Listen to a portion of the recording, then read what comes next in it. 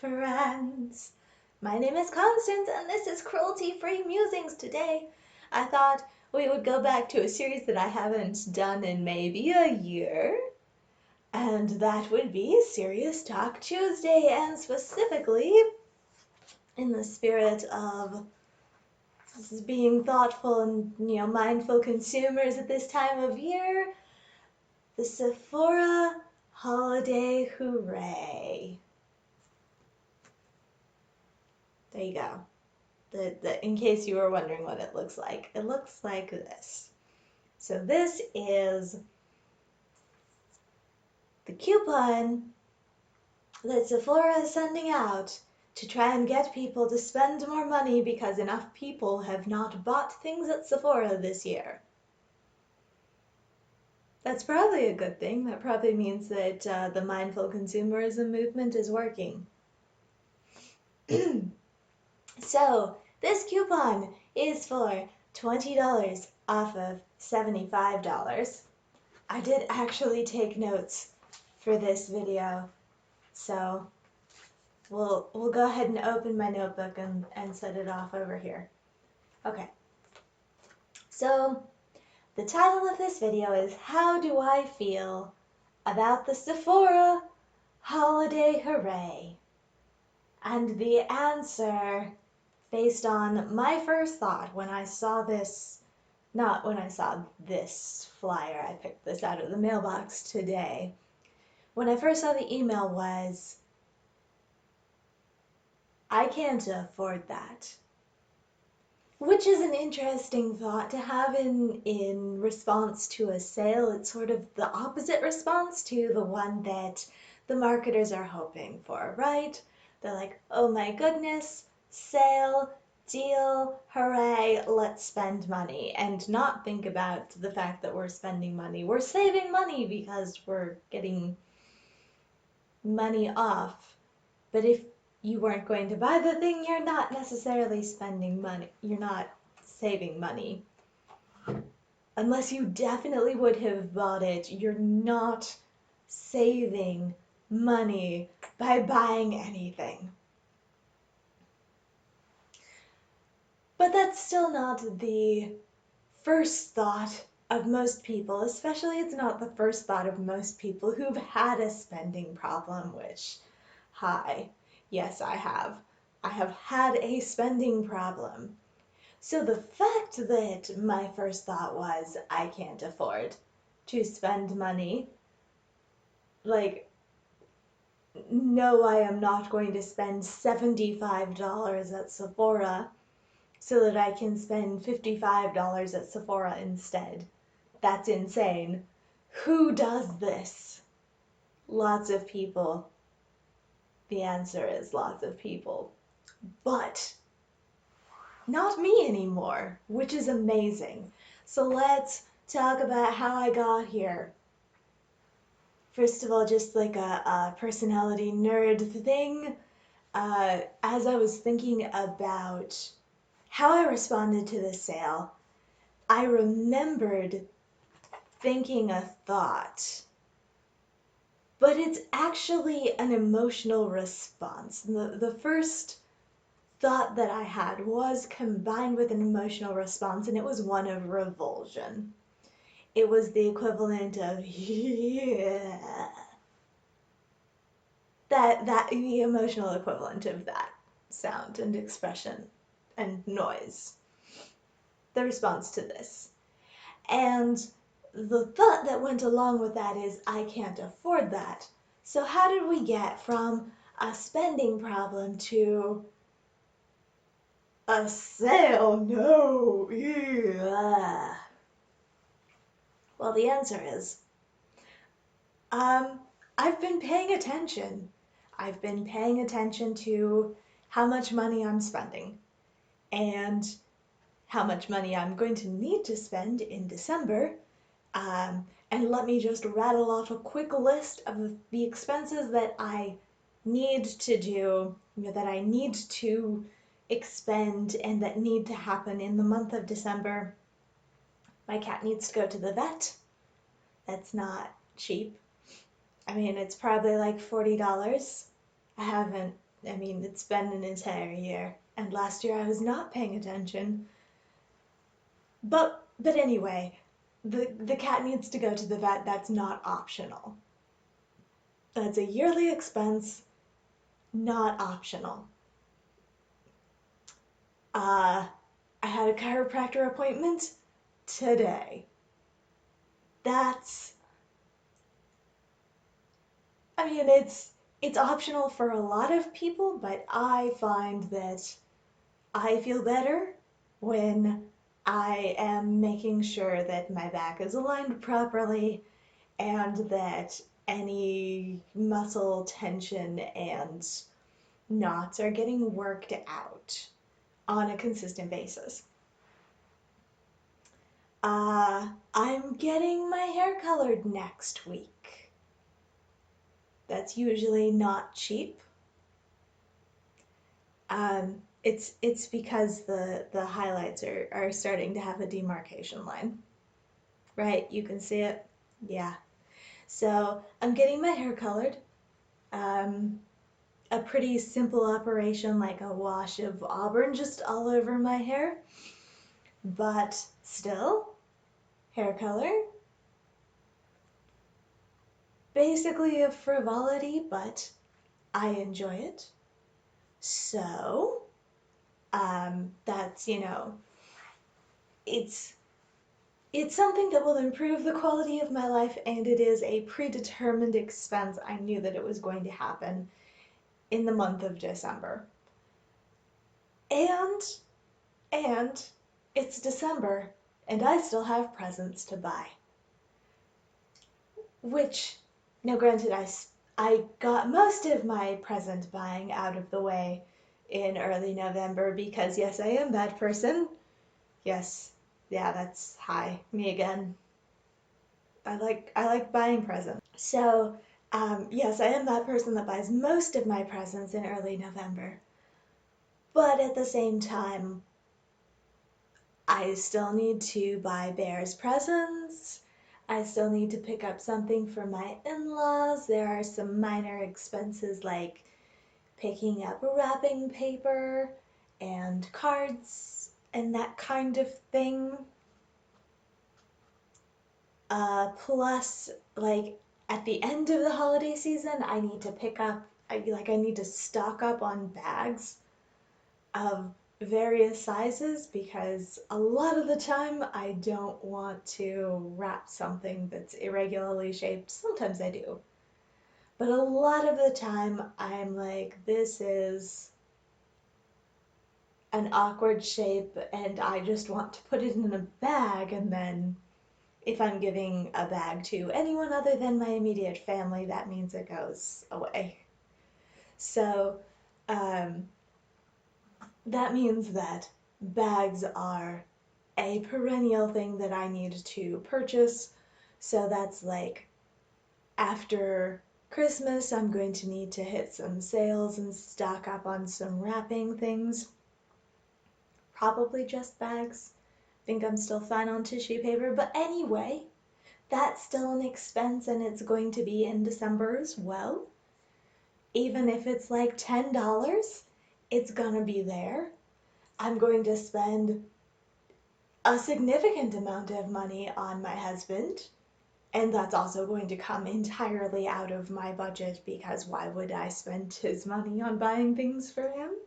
But he's capable of spending his own money on himself. If I'm getting him something, then that should come out of my money, right? And then half of my the present for our in-laws, my in-laws, his parents, is also going to come out of my budget. Even if I track it separately, it still comes, still half of it comes out of my money. So, so step one, paying attention to how much money that I am actually spending on things really makes you aware of how much money you're spending on things. Like, it sounds really obvious. Like, Yes, Sherlock, tell me more. But it's like if you're paying attention on a consistent basis, then you don't look at the end of the holiday season and you're like, how did I spend that much money? You're like, okay, I knew that I was spending more money because there are a lot of expenses at this time of year, as well as like property taxes and house insurance, and like there are lots of things for us at the end of the year that we spend money on and our expenses go up. And yeah, that's how it works. So I'm just aware of it this year, and I haven't been aware of it in previous years. So now I know I can't afford to spend $75 on makeup in December. Come on. That's not, no. Mm-mm. That's not in the cards. And then I'm also paying attention to how I feel about new releases. I I know that a lot of the recommendation for people who have had a spending problem and they're like, I'm trying to cut back, so I unsubscribed from all of the makeup mailing lists and I don't watch the new releases videos and I don't watch the reviews on things that I might be interested in. I do all of that stuff. I look at the Sephora emails and the Ulta emails and the Outlook emails, and I watch probably at least one new releases video every single week. Why? Why? Because, well, one, I'm part of the beauty community and I enjoy keeping up on things. But also, if I know everything that has come out and I've paid attention to how I feel about it and I'm like, I kind of want that, that's meh, that's nah, then I've already done all of the thinking before the sale comes around. So that doesn't help as much for things that release on sale day, but it helps for a lot of things just to know how you feel and whether you would be likely to buy something before it even becomes time to be a sale. That was horrible grammar. Before sale time, knowing how you feel about things helps you to make better decisions. So I do that by keeping up with the new releases and not just watching them for entertainment, which yes I do. Um, Even though I'm not interested in the majority of releases, like I look at them all, or not all of them, but like it gives me a time period, a chunk of time where I'm thinking critically about how I feel about new makeup and do I actually want to participate in this new makeup release? Is this something that I could wait until it goes on sale? Is this something that I'm going to buy, in a couple of months after the hype has died down and it's actually in stock? But um, but before it's been around long enough to go on sale.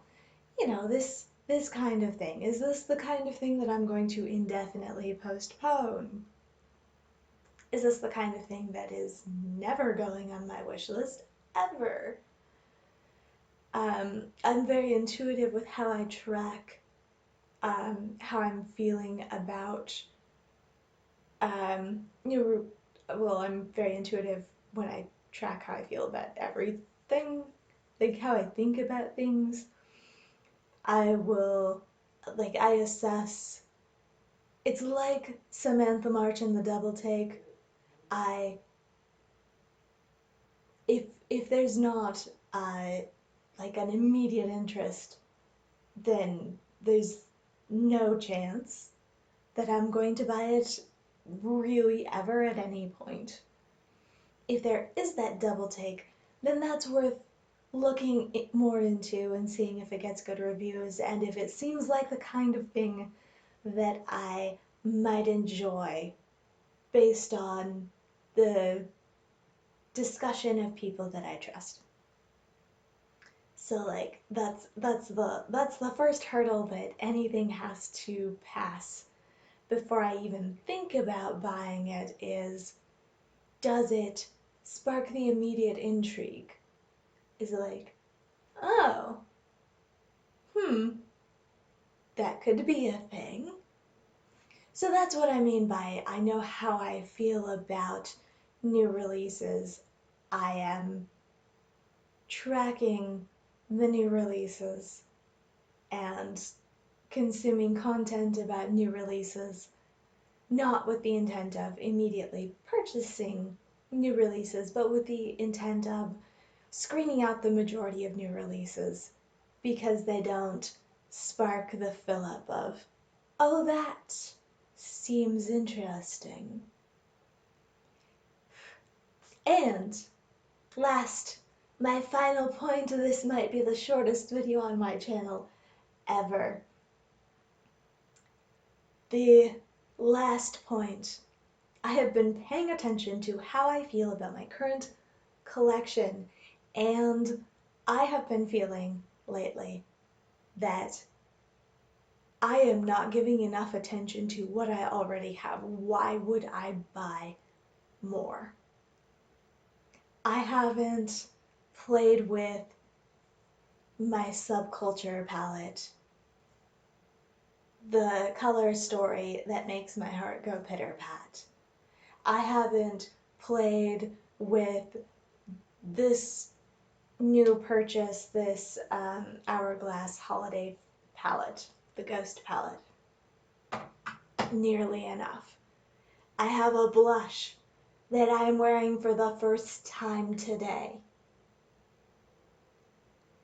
I have shadows that I purchased last month in November that I haven't worn yet. Why would I buy more stuff? And this is even more extreme because I have had various infections over the last month. Yeah, month. So I had a viral, not sinus infection. I had a viral sore throat, laryngitis, and then um, and then after Thanksgiving, I developed a UTI. And I'm on antibiotics and I'm feeling better. Thanks for asking. But I have like not worn makeup this entire week because I have been sleeping until 6 and then getting up and then sitting on the floor. Like I have not been motivated to even come in here and play with makeup because I just want to like sit on the floor and read. Because I am so low energy that like everything else is insurmountable. Like this is the state that I'm in right now. I have so much stuff. I'm not playing with it.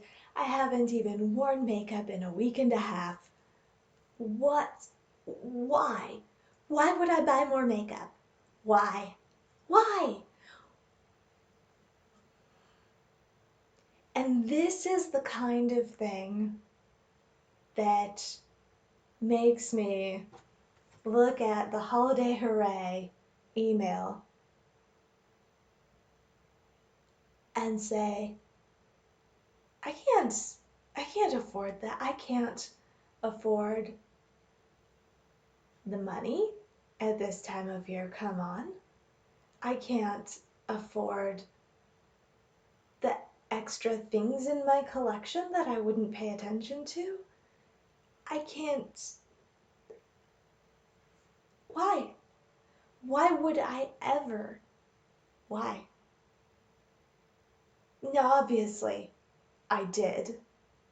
You know, I was a VIB. It's expiring this month.